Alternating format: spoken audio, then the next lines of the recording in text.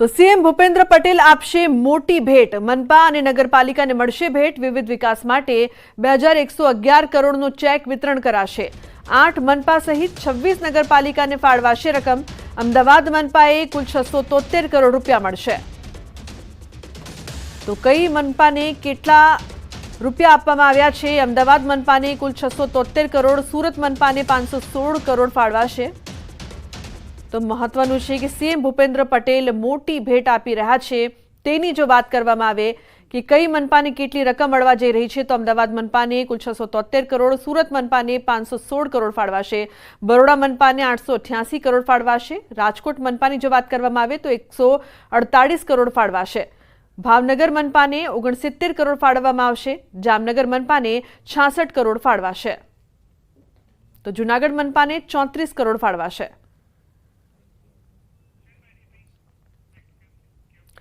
Electronic વાહનના ધારકો માટે મહત્વના સમાચાર સામે આવી રહ્યા છે। અમદાવાદ મહાનગરપાલિકા આગામી સમયમાં વધુ 27 સ્થળે ઇલેક્ટ્રિક વાહનો માટે ચાર્જિંગ સ્ટેશન બનાવશે। શહેરમાં ઈ-વ્હીકલ્સનું પ્રમાણ સતત વધી રહ્યું છે, જેને લઈને અમદાવાદ મહાનગરપાલિકાએ શહેરમાં વધુ 27 સ્થળોએ ઇલેક્ટ્રિક વાહન માટે ચાર્જિંગ સ્ટેશન બનાવવાનો નિર્ણય લીધો છે। હાલમાં શહેરમાં કુલ 12 જેટલા ઈ ચાર્જિંગ સ્ટેશન કાર્યરત છે, પરંતુ ઇલેક્ટ્રિક વાહનોનું વેચાણ વધતા નારણપુરા, વાસણા, શિવરંજની, મકરબા સહિતના 27 સ્થળો પર નવા ચાર્જિંગ સ્ટેશન બનાવવામાં આવશે। સાથે 6 મહિના સુધી ઇલેક્ટ્રોનિક વાહન ધારકો નવા બનાવાયેલા ચાર્જિંગ સ્ટેશન પર ફ્રીમાં ચાર્જ પણ કરાવી શકશે।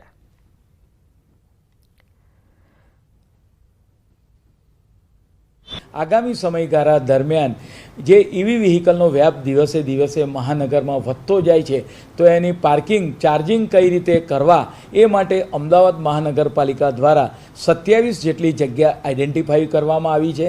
આ 27 જેટલી જગ્યા આઈડેન્ટિફાઈ કરેલી જગ્યા પર આગામી સમયમાં જે ઈવી ચાલકો છે એ જગ્યા પર એનું ચાર્જિંગ કરી શકશે। હાલમાં તેના માટે આ જે યોજના છે તેને પ્રોત્સાહન આપવા માટે અમદાવાદ મહાનગરપાલિકા દ્વારા ટેક્સમાં પણ રિબેટ આપવામાં આવ્યું હતું। તદુપરાંત એના ચાર્જિંગ હાલ હમણાં કોઈ નક્કી કરવામાં આવ્યા નથી। પરિણામે ઈવી વ્હીકલો છે એ ફ્રી ચાર્જિંગ આ જગ્યા પર કરાવી શકશે। સમાચારમાં આગળ વાત ડાંગની। શાળા શરૂ થતાં જ તાળાબંધી। આહવાના પિંપરી ગામની શાળાને તાળાબંધી કરવામાં આવી છે। શાળાના અપૂરતા ઓરડાને લઈને વાલીઓ વિફર્યા। 1 વર્ષ થયું, હજુ મળ્યા નથી નવા ઓરડા। અપૂરતા ઓરડાથી વાલીઓએ માર્યા છે તાળા। શાળાની શરૂઆતના પહેલા દિવસે જ શાળામાં તાળાબંધી કરાતા સ્થાનિક ધારાસભ્ય અને શિક્ષણ અધિકારી પણ દોડતા થયા છે। ધારાસભ્ય વિજય પટેલે વાલીઓને બાળકોનો અભ્યાસ ન બગડે તે માટે સમજાવ્યા છે। તેમણે શિક્ષણ અધિકારીએ ટૂંક સમયમાં સમસ્યાનો હલ કરવાની ખાતરી આપતા હાલ શાળા શરૂ કરી દેવામાં આવી છે। ઓરડાની ઘટ હવે અને જૂના ઓરડાઓ તોડી પાડેલ હતી અને નવું કન્સ્ટ્રક્શન ન થવાના કારણે પિંપરી ગામના વાલીજનોએ શાળામાં અંદર બંધ કરવાનો એક નિર્ણય કર્યો હતો। તો એ બંધ કરવાના નિર્ણય અમારા સુધી આવ્યો, અમને જાણ થઈ તો ડાંગ જિલ્લા પ્રાથમિક શિક્ષણ અધિકારી શ્રી અને એમની ટીમ અને હું પણ આ સ્થળ પર આવ્યા। ગામના આગેવાનો આવ્યા। જિલ્લા શ્રી કલેક્ટર શ્રી આઈએસ અધિકારી સાહેબને રૂબરૂ મળેલા, એપ્લિકેશન આપ્યું, આવેદનપત્ર આપ્યું તથા જિલ્લા વિકાસ અધિકારીને આપ્યું તથા શિક્ષણ અધિકારીને આપ્યું। છતાં એ લોકોએ શિક્ષણ અધિકારીએ અમને 1 કલાક સુધી બેસાડ્યા કે તમને માહિતી તાત્કાલિક મળી જાય, તમે આવ્યા જ છો તો માહિતી લઈ જાઓ એમ। તો 1 કલાક સુધી બેઠા છતાં પણ કોઈ કાર્યવાહી થઈ નથી। અમને બેસીને અમે 1 કલાક કાઢ્યો છતાં અમને કંઈ જાણ બી નથી મળી, માહિતી બી નથી મળી। એનો મતલબ એ થયો કે સરકારી પ્રોસેસ 2.5-3 વર્ષ સુધી થઈ નથી। તો સમાચારમાં હવે આગળ વાત કરીશું રોડની, રામાયણની।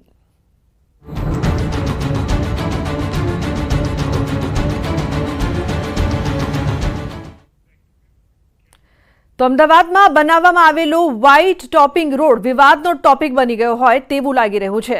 શહેરના અનેક ભાગમાં કરોડો રૂપિયાના ખર્ચે વ્હાઇટ ટોપિંગ રોડ બનાવ્યો, પણ આ કરોડો ઢાળમાં વહી ગયા હોય તેવું લાગી રહ્યું છે, કેમ કે રોડ નવા બનતા જ રોડ ઉબડ ખાબડ હોવાની ફરિયાદો ઉઠી રહી છે। આ સાથે ટોપિંગ રોડની ડિઝાઇન પર પણ અનેક સવાલો ઉઠી રહ્યા છે. અમદાવાદમાં અત્યારે કુલ 22 વાઇડ ટોપિંગ રોડ બનાવવામાં આવ્યા છે, ત્યારે જોધપુર વોર્ડમાં ઓમકારેશ્વર મંદિરથી સૈનિક પેટ્રોલ પંપ સુધીનો 1.13 કિલોમીટરનો રોડ ₹5.23 કરોડના ખર્ચે વાઇડ ટોપિંગ રોડ બનાવવામાં આવ્યો હતો. તેમાં કોન્ટ્રાક્ટરની બેદરકારી હોય તેવું લાગી રહ્યું છે, કેમ કે રોડની બંને અપડાઉન સાઇડનું કોઈ લેવલ જાળવવામાં આવ્યું નથી, તેમજ રોડનું લેવલ પણ જાળવવામાં આવ્યું નથી. કોઈ પણ સ્પાનનું લેવલ નથી જળવાયું. આથી અહીં અકસ્માતની સંભાવના પણ વધુ જોવા મળી રહી છે. વાહન ચાલકોને પણ ભારે મુશ્કેલીનો સામનો કરવો પડી રહ્યો છે. આથી આ 5 કરોડ ઢાળમાં વહી ગયા હોય તેવું લાગી રહ્યું છે. ત્યારે વિપક્ષ નેતા શહેજાદ ખાન પઠાણ તો ત્યાં સુધી આરોપ લગાવી રહ્યા છે કે જ્યારે આ રોડ બનાવવામાં આવતો હતો ત્યારે એક પણ અધિકારી તેની તપાસ કરવા આવ્યા નથી. આ બાબતે વિજિલન્સ તપાસ પણ થવી જોઈએ. તો બીજી તરફ આ આરોપ પર એએમસીના સ્ટેન્ડિંગ કમિટીના ચેરમેન દેવાંગ દાણીએ કહ્યું કે વાઇડ ટોપિંગ રોડની તપાસ કરવામાં આવશે, તેમાં જે પણ ક્ષતિ જણાશે તે દૂર કરવામાં આવશે અને જો બેદરકારી દેખાશે તો તેની સામે પગલાં લેવામાં આવશે. लेफ्ट हैंड साइड है वो रोड का लेवल ऊपर है और राइट हैंड साइड का लेवल नीचे है. रोड के वाइड टॉपिंग रोड के हर एक स्लैब का लेवल ऊपर नीचे बनाया गया है. सबसे बड़ा सवाल तो यही उठता है कि 5.5 करोड़ की लागत से बने हुए रोड का जब लेवल ना मिलता हो तो आप अंदाजा लगा लीजिए कि बारिश की सीजन में वहाँ की जनता की क्या परिस्थिति होगी. વાઇડ ટોપિંગ રોડની શરૂઆત કરવામાં આવી છે. જે ડામરના રોડ હતા તેમાં વરસાદી પાણી ભરાઈ રહેવાને કારણે અનેક સમસ્યાઓ સર્જાતી હતી. પરિણામે તેના ભાગરૂપે એક વિકલ્પ તરીકે વાઇડ ટોપિંગ રોડ ગત વર્ષથી બનાવવામાં શરૂ કરવામાં આવ્યા છે. મહાનગરની અંદર જે યુટિલિટી છે, ઇલેક્ટ્રિસિટીની હોય, ગેસની હોય, સ્ટ્રોમ વોટર, આ બધી યુટિલિટી નીચે આવેલી હોય છે. પરિણામે લેવલના કોઈ જગ્યાએ પ્રશ્ન ઊભા થયા હશે તો ચોક્કસ એની તપાસ કરવામાં આવશે અને તપાસને બાદ જો કસૂરવાર હશે તો કોન્ટ્રાક્ટર સામે પણ એના ઉપર પગલાં લેવામાં આવશે. તો ખરાબ રસ્તો માત્ર સમસ્યા જ નહીં, જીવનની મુશ્કેલીનો એક મોટો ભાગ બની ગયો હોય તેવું લાગી રહ્યું છે. ઘરેથી નીકળતા પણ ડર લાગે છે. આ દ્રશ્યો છે બારડોલીના, જ્યાં એક રસ્તો, ત્યાં નવો રસ્તો તો બનાવવાની શરૂઆત કરી, થોડો વિવાદ રસ્તો બનવાનું અટકી ગયું. લાંબા સમયથી વિવાદનો અંત તો આવ્યો, પણ આ રસ્તાની સમસ્યાનો અંત ન જ આવ્યો. આજે પણ અડધો જ રસ્તો બનાવ્યો છે. 1.28 કરોડના ખર્ચે 2.5 કિલોમીટરનો રસ્તો બનાવવામાં આવ્યો છે, પણ આજે તેના પર કીચડ અને ફક્ત કાદવના દ્રશ્યો જોવા મળી રહ્યા છે. હવે એમાં પણ ચોંકાવનાર વાત તો એ છે કે આ કોઈ વેરાન જગ્યાનો રસ્તો નથી, આ માર્ગ છે, સરકારનો વિકાસ માર્ગ. આ માર્ગ 2 કિલોમીટરનો ચકાચક બની ગયો છે, પણ ફક્ત 600 મીટરનો કેમ બિસ્માર, એ લોકોના મનમાં સવાલ ઉઠી રહ્યા છે.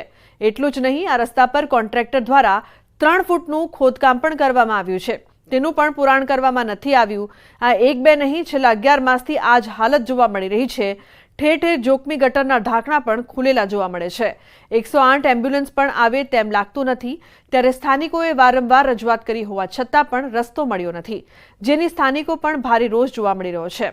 હવે સૌથી મોટી વાત તો એ છે કે ચોમાસાની શરૂઆત થઈ ગઈ છે, ત્યારે એક તરફ તંત્ર દ્વારા પ્રી મોન્સૂનની કામગીરીના દાવા કરવામાં આવે છે, તો બીજી તરફ હજુ કામગીરીની કોઈ નિશાની નથી જોવા મળી રહી, જેને લઈને સ્થાનિકો કહી રહ્યા છે કે જો આવા જ હાલ રહેશે તો ચોમાસામાં 3-3 ફૂટ પાણી રસ્તા પર ભરાઈ જશે.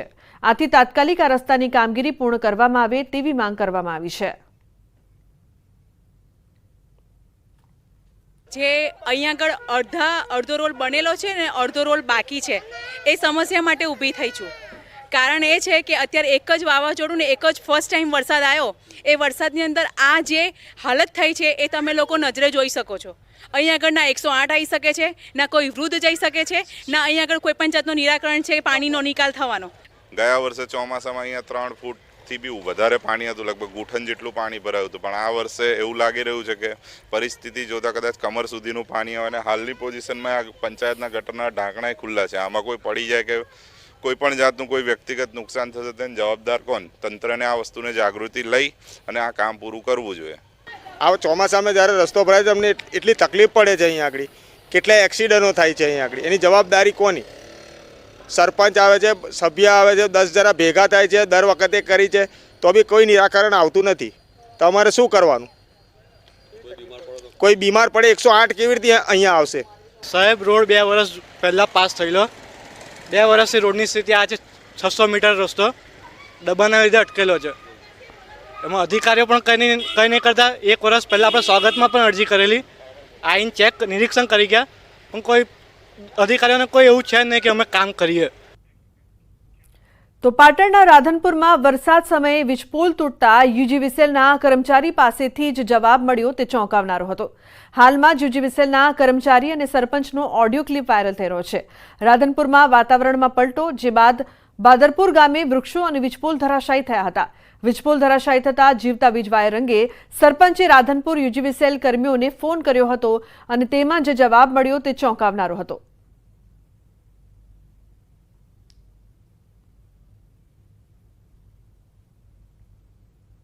એક કલાકથી હું ફોન કરું છું, થાંભલો પડી ગયો છે, વાયર તૂટી ગયા, કંઈક લેબડા ઝાડ પડી ગયા વરસાદના કારણે, બરોબર. તો હું લાઈટ બંધ કરવા માટે હું તમને રિક્વેસ્ટ કરું છું, બરોબર. પછી મેં દરજીભાઈને ફોન કર્યો, દરજીભાઈ એમ કે મારી જવાબદારી, હવે અમારા હેલ્પર ઈ છે, પછી કાંક ઓલા વાઘેલા સાહેબ છે, કોઈ નવીનભાઈ છે, બરોબર. હવે લાઈટ બંધ ના કરે અને કોઈ જાનહાની થાય તો જવાબદારી તમારી રહેશે, અમારી જવાબદારી નહીં રહે.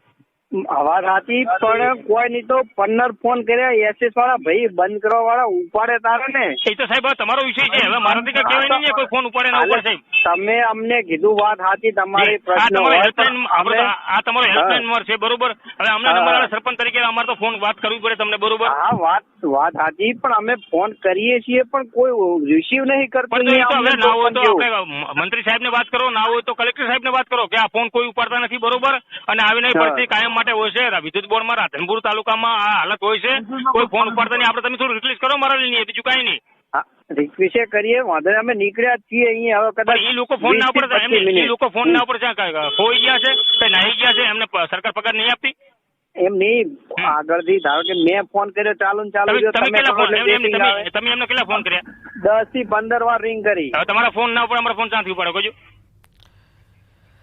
તો બાદરપુરામાં વીજપોલ ધરાશાયી થયું હતું. વીજ વાયર તૂટીને નીચે પડી જતા ગામ લોકોમાં ભયનો માહોલ છવાયો. પણ જ્યારે ગામ લોકોએ પોલ ધરાશાયી થવાની જાણ યુજીવીસીએલના અધિકારીને કરી તો અધિકારીઓની ઘોર બેદરકારી સામે આવી. સ્થાનિકોના કહેવા મુજબ યુજીવીસીએલના અધિકારી અને ગામના સરપંચ એકબીજા સાથે ખોખોની રમત રમતા હોય તેવી રીતે એકબીજા પર જવાબદારી ઢોળી રહ્યા હતા. વીજળીનો વાયર સ્થાનિકોના ઘર આંગણે પડ્યો હોવા છતાં સ્થાનિક તંત્ર બેદરકાર રહેતા લોકો રોષે ભરાયા. વાવાઝોડું વરસાદ આવ્યો, એમાં થાંભલા ને લીમડાનો કરંટ ભેગો થયો ને એકદમ શોર્ટ માર્યો તો સાહેબ બધાય ઘરમાં પૂરાઈ ગયા. 2 કલાકથી અમે ફોન કરતા હતા પણ કોઈ અધિકારી ફોન અમારા નહોતા ઉપાડતા. સરપંચને ફોન કર્યો તો સરપંચ કે ફોન કરે છે તો સરપંચને ફોન નહીં ઉપાડતો. અને અમને આગળથી એવું કહે છે કે સરપંચને જણાવો તો અમે સરપંચને જણાવીએ. સરપંચ તો કહે છે કે હા મતલબ ફોન નહીં ઉપાડતો, તો અમારે સાહેબ જીવવાનું કેવી રીતે? અમે ફોન કર્યો વિદ્યુત બોર્ડવાળાને તો ફોન ઉપાડ્યો નહીં. અમે સરપંચને ફોન કર્યો તો સરપંચના ફોન પણ નહીં ઉપાડતા રહી. તો અમારે ક્યાં હેડવું, અમારા છોકરાઓને કાંઈ હાના થાય તો તેની જવાબદારી કોણ લેશે? અધિકારીની ગાડી આવી મોડા લગભગ 2 કલાક પછી, બરોબર. અને આ લોકો ઘરમાં પૂરી રહ્યા હતા, નાના બચ્ચા હતા, કોઈની જાનહાનિ થાય, બરોબર. એના માટે મેં લાઇટ બંધ કરવા માટે એમને રિક્વેસ્ટ કરી પણ કોઈ મને યોગ્ય જવાબ ના આપ્યો, બરોબર. હવે અમારા જેવા સરપંચના ગામના ફોન ના ઉપાડતા હોય તો આ માણસના ફોન ક્યાંથી ઉપાડે? એટલે મારી વિનંતી છે કે આવા અધિકારીને કાં તો બદલી કરે ને આવા અધિકારીને સસ્પેન્ડ કરે.